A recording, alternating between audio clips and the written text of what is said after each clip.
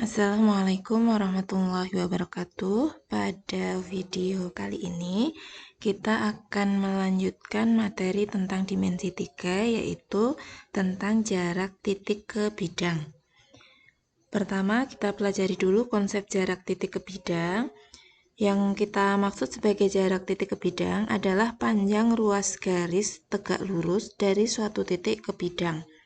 Bisa dilihat pada gambar di bawah ini, kalau kita memiliki bidang alfa, ini sebenarnya adalah bidang mendatar yang luasnya tak terbatas, lalu kita punya titik A di atasnya. Kalau kita mau mencari jarak dari titik A ke bidang alfa, maka dari titik A itu harus kita tarik garis menuju bidang alfa, dan garis itu harus tegak lurus dengan bidang alfa. Nah, jika titik A kita buat garis tegak lurus dengan alfa, maka garis ini akan tegak lurus dengan semua garis pada bidang alfa. Nah, yang kita maksud sebagai jarak antara titik A ke bidang alfa adalah ruas garis A aksen. Seperti itu konsep dari jarak titik ke bidang. Berikutnya, kita terapkan jarak titik ke bidang pada bangun ruang, yaitu kubus. Kalau kita memiliki kubus ABCDEFGH dengan panjang rusuk 12 cm, maka pertama kita gambar dulu kubusnya ABCDEFGH. Tetapi diingat tidak harus seperti itu, boleh juga dengan penempatan yang lain asalkan sesuai dengan kaidahnya. Yang pertama ditanyakan jarak antara titik A, titik A di sebelah sini, dengan bidang BCGF. BCGF di sebelah kanan. Nah, kalau kita mau mencari jarak dari titik A ke bidang BCGF yang berwarna kuning ini, maka kita harus menarik garis dari A dan tegak lurus BCGF. Kalau kita bayangkan, A itu kan terletak pada sisi tembok sebelah kiri, sedangkan BCGF itu adalah tembok yang sebelah kanan. Kalau kita mau tarik garis tegak lurus, berarti tegak lurusnya itu pas rusuk ini. Jadi, yang kita maksud jarak dari titik A ke BCGF adalah ruas garis AB. Nah, AB ini. Sedangkan AB ini kan rusuk, berarti jaraknya adalah 12 cm. Begitu juga kalau ditanyakan misalkan jarak dari titik E ke bidang CDHG. Ini terletak di depan, CDHG adalah tembok belakang, berarti tegak lurusnya pada garis EH. Begitu juga untuk tipe-tipe yang sama. Jadi yang kita maksud sebagai jarak titik ke bidang tersebut adalah rusuknya, yaitu 12 cm. Kita masuk ke tipe yang kedua. Tentukan jarak dari titik A ke bidang BDHF. Nah, ini adalah bidang BDHF kita.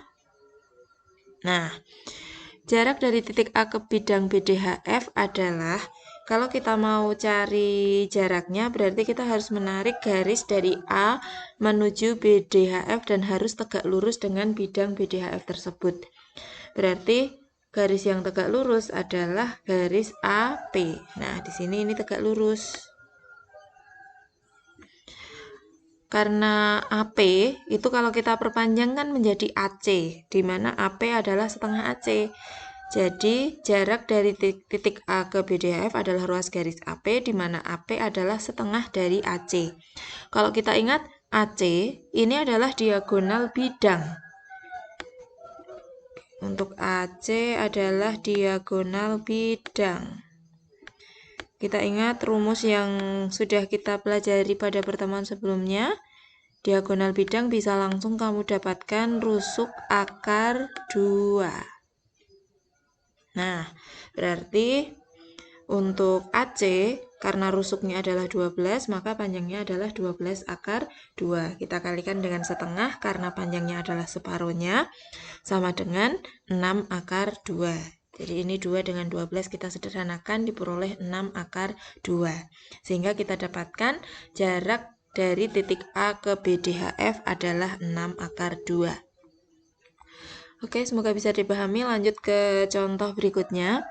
Tentukan jarak dari titik E ke bidang DHF. Sebenarnya ini mirip dengan yang B. Jadi, kalau ditanyakan dari E ke DHF,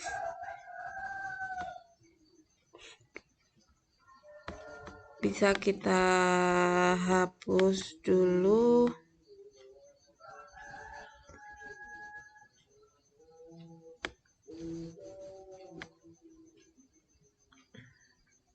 Ya, kita gunakan ini saja. Bidang DHF. Nah, yang saya arsir dengan hitam itu adalah bidang DHF. Nah, sebenarnya DHF dengan BDHF itu adalah suatu bidang yang sama. Jadi yang kita maksud sebagai bidang itu sebenarnya bukan hanya yang terbatas pada arsiran ini, tetapi bidang ini bisa diperpanjang atau diperluas kemanapun. Sehingga kalau kita bicara tentang bidang DHF, sebenarnya posisinya sama dengan BDHF. Nah, kalau yang ditanyakan jarak dari titik E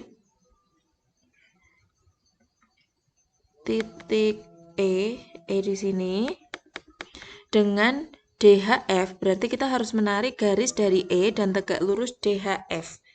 Karena DHF itu ada di tengah-tengah bidang, di tengah-tengah kubus, berarti sebenarnya untuk tegak lurusnya ke sini. Dan kalau diperpanjang sebenarnya sampai EG. Nah, jadi yang kita tanyakan itu di sini E, lalu di sini misalnya E aksen. Sehingga jarak E ke DHF adalah panjang ruas garis dari titik E dan tegak lurus HF, yaitu EE aksen, di mana EE aksen itu adalah setengah dari EG. Padahal EG ini adalah diagonal bidang, sehingga panjangnya langsung setengah kalikan 12 akar 2, sama dengan 6 akar 2. Jadi jarak E ke DHF adalah 6 akar 2. Lanjut ke contoh yang D. Tentukan jarak dari titik D di sini, ke bidang ACH. ACH ini adalah segitiga sama sisi dengan sisi-sisinya merupakan diagonal bidang. Berarti untuk AC, CH, dan AH itu panjangnya adalah rusuk akar 2. Nah, kalau yang ditanyakan jarak dari D ke bidang ACH, maka kita tarik garis HO ini, yaitu sebagai garis berat atau garis yang melewati pusat dari segitiga ACH. Lalu yang kita tarik adalah D dan tegak lurus ke HO. Dia berada pada pusat segitiganya, jadi ke arah atas sini. Nah, seperti ini. Ini yang ditanyakan yaitu D aksen. Nah, kalau kita gambarkan untuk segitiga HDO, kita gambarkan menjadi segitiga yang ada di bawahnya ini. HDO siku-siku pada D. Lalu kita tarik dari D menuju HO, yaitu DD aksen, di mana DD aksen itu adalah tegak lurus dengan HO. Kita lihat di sini segitiga siku-siku dalam segitiga siku-siku, maka nanti yang kita gunakan adalah rumus luas segitiga, karena kita melihat bahwa segitiganya ini bukan segitiga sama kaki, sehingga tidak bisa menggunakan Pythagoras saja. HD ini atau DH ini adalah rusuk, panjangnya 12. DO adalah setengah dari DB adalah diagonal bidang rusuk akar 2, maka DO adalah setengahnya. Setengah kali BD yaitu setengah kali 12 akar 2 sama dengan 6 akar 2. Kita butuh HO. HO ini bisa kita cari dengan rumus Pythagoras sebagai sisi miring. HO kuadrat sama dengan DH kuadrat tambah DO kuadrat, yaitu 12 kuadrat ditambah 6 akar 2 kuadrat. 12 kuadrat adalah 12 kali 12, yaitu 144, ditambah 6 akar 2 kuadrat, caranya adalah 6 kuadrat, yaitu 36, kalikan akar 2 kuadrat, yaitu 2. 36 kali 2, yaitu 72. Kalau kita jumlahkan hasilnya adalah 216. Sehingga untuk HO itu sendiri adalah akar dari 216 yang bisa kita pisahkan menjadi 36 kali 6. Lalu 36 kita akar menjadi 6, tersisa yaitu 6 akar 6. Nah, untuk menentukan panjang DD aksen, kita menggunakan rumus luas segitiga, di mana alas itu adalah salah satu sisi segitiga, sedangkan tinggi adalah garis yang tegak lurus dengan alas tersebut. Sehingga kalau kita ambil DO ini sebagai alas, maka tinggi harus tegak lurus dengan DO, berarti tingginya adalah DH. Nah, bisa juga kalau kita mengambil alasnya, yaitu sisi yang miring, yaitu HO, di sini sebagai alas, maka tinggi adalah garis yang tegak lurus dengan HO, yaitu DD aksen, di sini sebagai tinggi.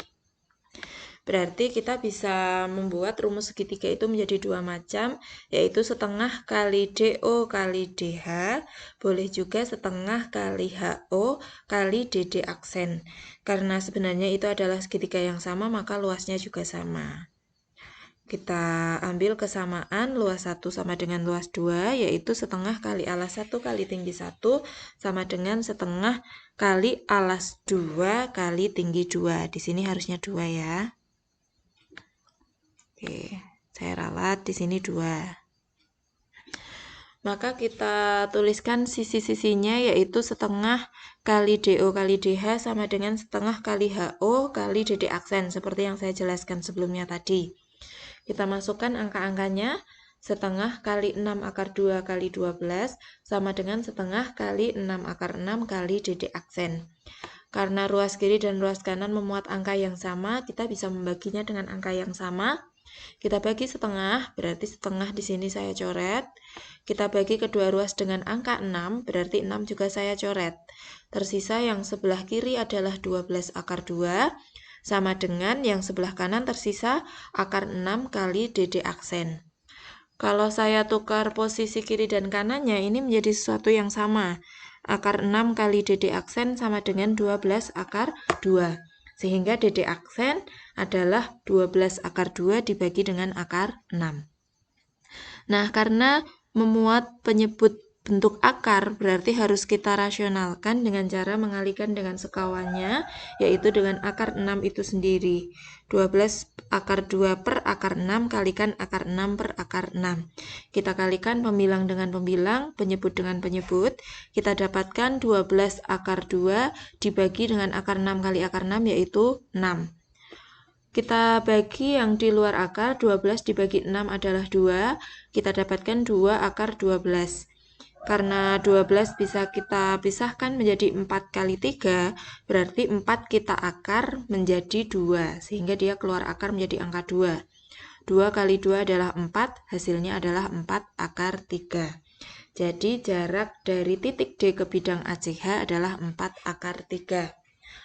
Nah, sebenarnya untuk tipe soal seperti itu kita bisa menggunakan cara cepatnya, asalkan yang ditanyakan itu adalah jarak terdekat suatu titik terhadap bidang segitiga sama sisi, di mana ketiga sisinya itu merupakan diagonal bidang dari kubus. Nah, kalau kita lihat di sini, D adalah suatu titik pada kubus, lalu ACH adalah segitiga sama sisi, di mana ketiga sisinya adalah diagonal bidang. Untuk tipe soal yang seperti itu kita bisa menggunakan cara cepat, karena sebenarnya kalau D saya tarik tegak lurus, kita perpanjang, sebenarnya didapatkan DF. Sebenarnya kita dapatkan DF. Nah, kalau kita lihat jarak dari D menuju bidang dengan jarak bidang menuju F, itu kan lebih dekat yang jarak dari D. Maka kita sebutkan jarak D ke bidang ACH itu adalah jarak yang terdekat. Sedangkan nanti kalau ditanyakan dari F menuju ACH itu adalah jarak yang lebih jauh atau jarak terjauh. Nah, kalau kita cari jarak terdekat suatu titik ke bidang segitiga sama sisi, maka rumus atau cara cepatnya adalah sepertiga dari diagonal ruang. Sehingga untuk soal yang tadi sudah kita bahas, jarak D ke ACH, D itu kalau kita perpanjang menjadi DF di sini,